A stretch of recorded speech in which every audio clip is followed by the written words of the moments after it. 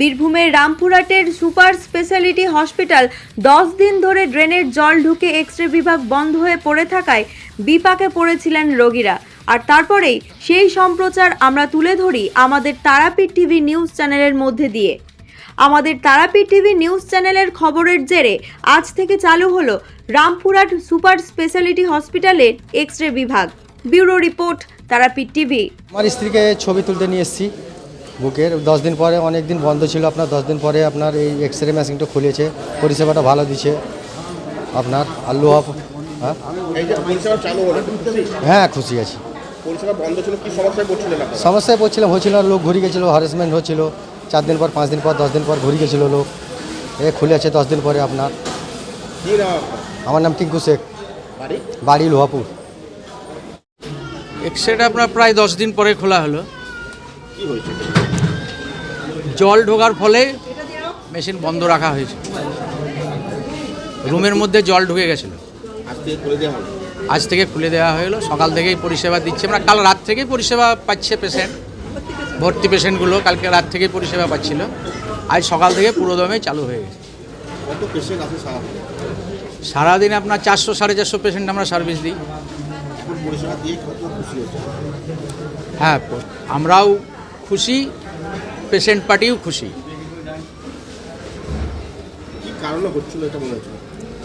আপনার জল নিকাশি ঠিকঠাক হচ্ছিল না। হ্যাঁ, ড্রেনগুলো সব ধরেন সামনে বিল্ডিং হচ্ছে, এই নানা কারণে ড্রেনগুলো বন্ধ হয়ে যাচ্ছিল। এবার বিল্ডিংটা হচ্ছে নিচু, সেই জলগুলো ঢুকে যাচ্ছে আপনার। এখন ঠিক হয়ে গেছে? হ্যাঁ, এখন আপাতত ঠিক হয়ে গেছে। নাম কি পদে আছে? হ্যাঁ, আপনার নাম কি? আমি বুরহান আহমেদ, কি পদে আছে? কর্মপ্রতিষ্ঠা। কতটা খুশি?